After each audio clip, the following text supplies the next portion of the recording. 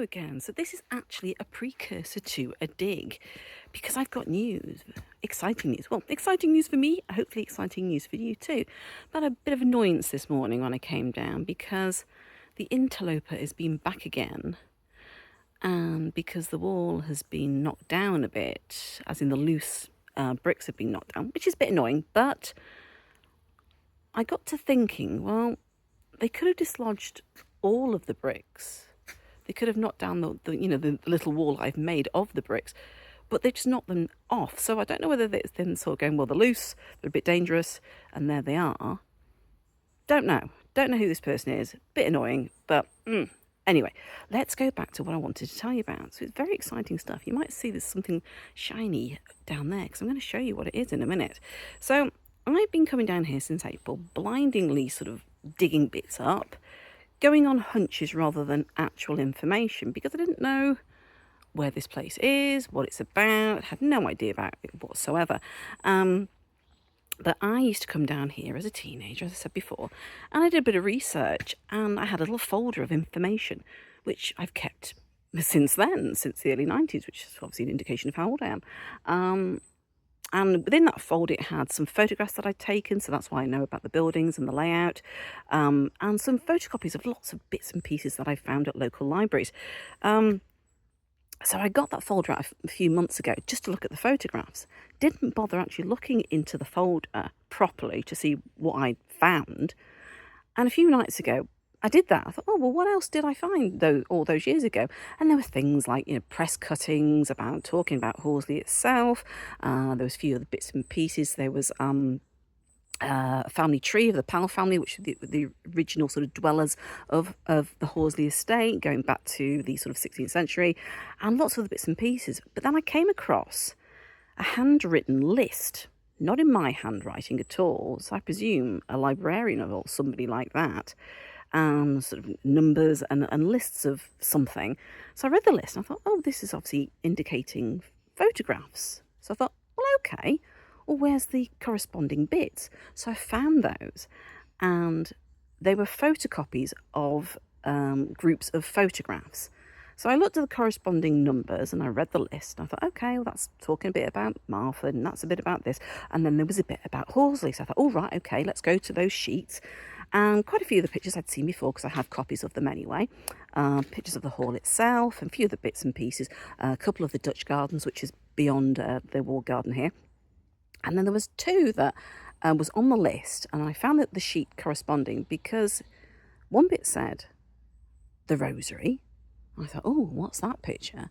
And the one underneath it said the Italian garden. So I was going, oh, what's that? So I found the sheet with these two bits on. Now, the rosary, I believe, is somewhere beyond the Dutch garden somewhere because I sort of recognise parts of it. I think it's around that area. But the Italian garden made me gasp with utter delight because the first thing I noticed was the herringbone path. And I was like, oh my God. So I am actually standing in the Italian garden. So there's obviously a bit of a theme because you've got the Dutch gardens, you've got the Italian garden, and in the distance you've got the Japanese rock garden. So they obviously liked themes for the gardens. So I studied this picture and went, oh God, I'm going to have to move a lot more soil. I'm probably going to have to move my spore heap because there's stuff underneath it. It's going to make me rethink of what I need to do. But I photographed the photocopy, AI'd it within an inch of its life, and highlighted it and did a few other things of it. So I printed it off and laminated it because I'm that type of person. As you can see, here are the rocks that have been knocked down. But as I said, they haven't disrupted that. So perhaps they were being helpful. I don't know. But you want to see what's here, don't you? Can you see this? Can you see how wonderful this is? Look at that. Amazing.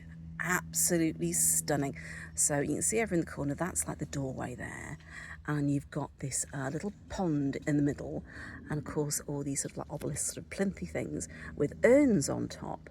And I presume that in these little sort of borders were roses and other bits and pieces, because of course I know the quality of it isn't great, but I hope you can get an idea of what it is, because I was just absolutely elated when I saw this.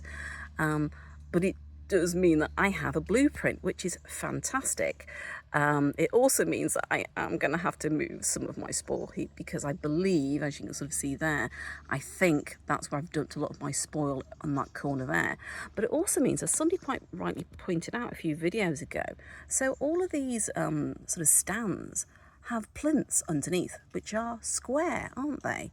So, remember going back a little while ago, there was a little large brick thing here, and it's that, isn't it?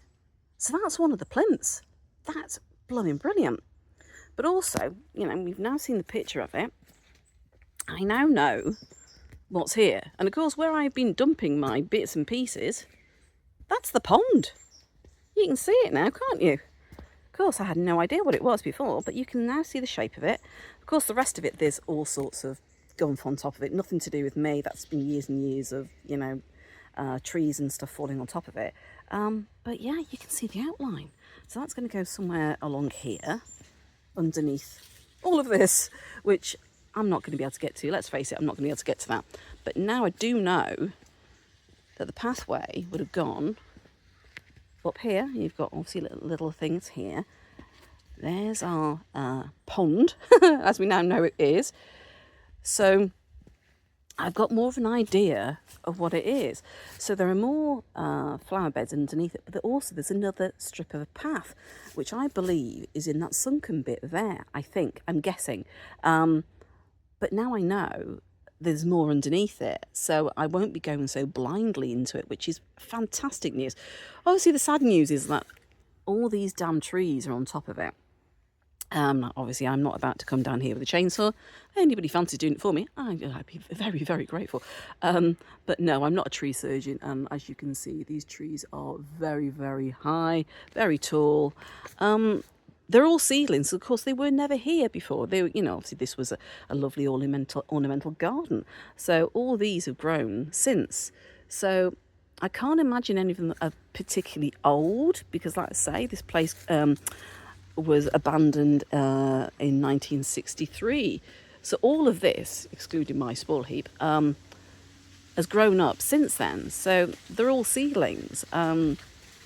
And shouldn't be here. I'm literally, the trees are shedding their leaves in disgust at me, I think. But yeah, so it's going to be a bit tricky around, but it does mean that obviously now I know, because it's obviously a mirror image. So the pond is there, and of course underneath all of that, which, let's face it, I'm not going to be able to dig all that up, there is more of this pathway underneath it and more flower beds, because the wall would have gone all the way back up there. And it would have been sort of like a raised balcony with these little urns that went all across it with like a nice sort of coving on top of it, which this is part of. This is part of the top of the balcony bit. And that I found in amongst the rubble here. So yeah, I walked it over quite a while ago and left it there because it's blooming heavy. So I'm absolutely delighted. I've been giddy for days once I discovered that I had this in my possession for the best part of 30 years and no idea that's what it was. That's what this place is. So I'm glad it's got a name. So like I say, here we are. So now I'll be saying hello and welcome to the Italian garden, which is wonderful that it's now got a name. Yeah, so I'm actually going to start digging now, because I haven't even started digging. I just wanted to tell you all about this, because this is where we are, and I'm going to start digging that in a minute. But for now, that's me done. Bye for now.